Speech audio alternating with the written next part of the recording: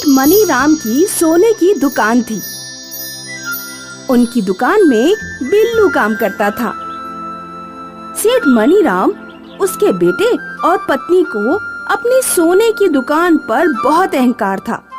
सेठ मनीराम का परिवार बिल्लू के परिवार को कभी भी नीचा दिखाने का मौका नहीं छोड़ता था। कहीं से भी उठ के आ जाते हैं पैसे मांगने। इन भिखारियों को गांव से बाहर फेंक देना चाहिए। साहब, वो भी तो इंसान है। हाँ तो अपने पैसे दे दे। बड़ा आया इंसानियत दिखाने वाला। काम कर अपना चुपचाप। इस बिल्लू के पीछे ना पड़ो तो हमेशा काम चोरी करता है। मालकिन, मैं तो सिर्फ सफाई कर रहा हूँ। मुंह मत चला मेरे से। जा, सेठ के लिए पानी लेके आ। जी लाया। सेठ जी, मैं भी खाना खा के लेटा हूँ। देखो तो जरा कैसे मरा जा रहा है काम बंद करने को। सेठ के खाना खत्म होने से पहले तू यहाँ होना चाहिए, समझा? पापा, होली आने वाली है। मेरे सारे दोस्त पिचकारी और रंग खरीद रहे हैं। मुझे भी चाहिए रंग और पिचकारी। अभी तो मेरे पास पैसे नहीं है बेटा। मैं सेठ जी से मांग के तुम्हारे लिए पिचकारी खरीद दूंगा। कब मनाओगे आप? पता नहीं, पर मैं जल्द ही तुम्हारे लिए पिचकारी ले आऊंगा। पापा, मुझे इस बार गांव में सबसे महंगी पिचकारी चाहिए। हाँ जी, देख लो, पिछली बार सिर्फ 3000 की पिचकारी थी मेरे सोनू की। वो हेडमास्टर के बच्चों ने 6000 की पिचकारी ली थी। हमारी तो सोने की दुकान है। हम इस गांव के सबसे अमीर लोग हैं। फिर भी हमारा बेटा सिर्फ 3000 की पिचकारी चलाएगा? नहीं, मैं ऐसा नहीं होने दूंगी इस बार। तुम दोनों चिंता क्यों करते हो? इस बार हमारे पास इतना सोना है कि सोनू को मैं सोने की पिचकारी बना के दूंगा। गांव में क्या, पूरे देश में सबसे महंगी पिचकारी होगी हमारे सोनू के पास। सेठ जी, होली आ रही है। बच्ची को पिचकारी और रंग खरीदना है। इस बार तनख्वाह थोड़ी जल्दी मिल जाती तो अच्छा होता सेठ जी। पिछली बार भी मैंने तुझे जल्दी पैसे दिए थे ना। हर महीने का ये नाटक हो गया है तेरा।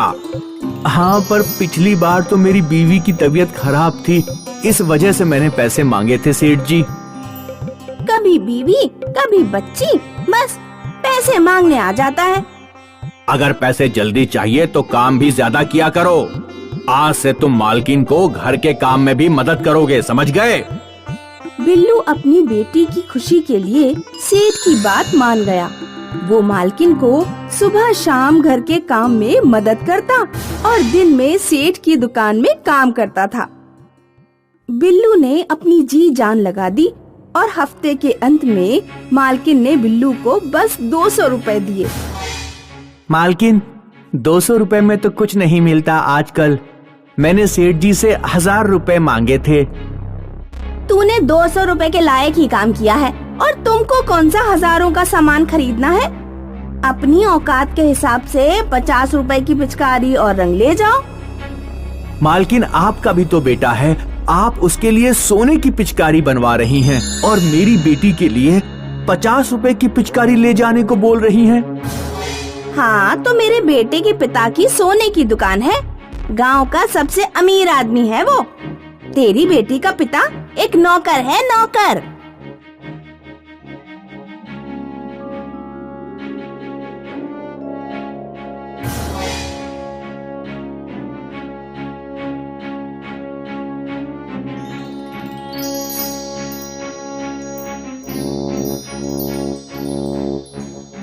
पापा, आप आ गए? मेरी पिचकारी लाए आप? और रंग और होली की मिठाई? बेटी, मुझे माफ करना, पर मैं बहुत छोटी सी पिचकारी ला पाया हूँ तुम्हारे लिए। वाह, कितनी सुंदर पिचकारी है। थैंक यू पापा, आप मेरे लिए इतनी सुंदर पिचकारी लेके आए।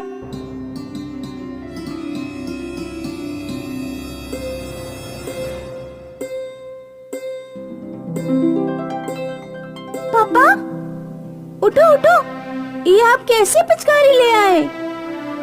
क्या हुआ बेटी? क्या हुआ पिचकारी को? पापा, उस पिचकारी में चाहे कोई भी रंग वाला पानी डालो, उसमें से सिर्फ एक ही चीज निकल रही है।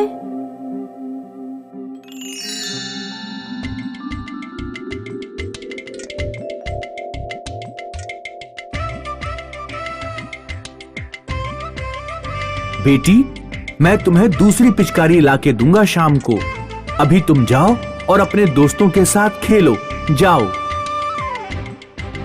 बिल्लू पिचकारी से 2 बाल्टी सोना निकालता है। बिल्लू सोचता है कि वो सोना दिखा के पिचकारी सेठ को बेच देगा और कुछ पैसे कमा लेगा।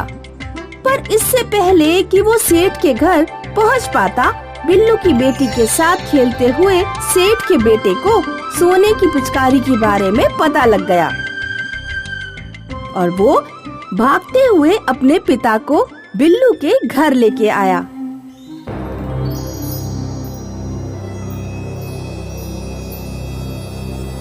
बिल्लू, मैंने सुना है तेरे पास कोई जादुई पिचकारी है। तू मुझसे इतनी बड़ी चीज छुपा रहा था।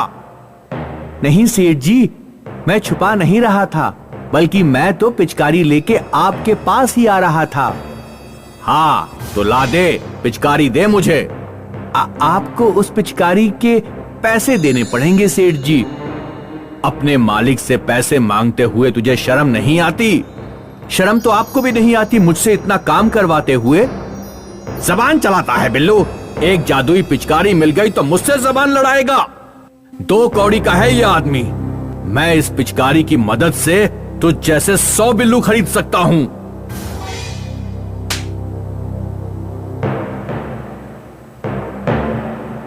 ये टूटी फूटी पिचकारी क्यों ले आए हो आप? अरे मेरी प्रिय, ये टूटी फूटी पिचकारी हमें इस दुनिया का सबसे अमीर इंसान बनाने वाली है। हाँ? क्या बात कर रहे हो? देखती जाओ तुम बस। इस पिचकारी से सोना निकलता है, शुद्ध सोना। क्या सच में? तब तो पूरी दुकान पे मारिएगा ये पिचकारी। पूरा दुकान ही सोने का बन जाएगा। सेठ पूरी दुकान पर पिचकारी मारता है और सब सोने का बनने की जगह पर गोबर का बन जाता है। सेठ की बीवी उसे चिल्ला चिल्ला के रोकती है। उसकी बीवी के तरफ देखते हुए वो पिचकारी का गोबर वाला पानी बीवी और बेटे के ऊपर पड़ जाता है। बिल्लू अपने 2 बाल्टी सोने को बेच के बहुत अमीर बन जाता है। वो अपने लिए एक बड़ी गाड़ी, बंगला और दुकान खरीद लेता है और सेठ मनीराम अपनी गोबर की दुकान में अपने गोबर की बीवी और बेटे को देखते हुए रोता रहता है। For more updates, subscribe to our channel, click the show links and enjoy watching the videos.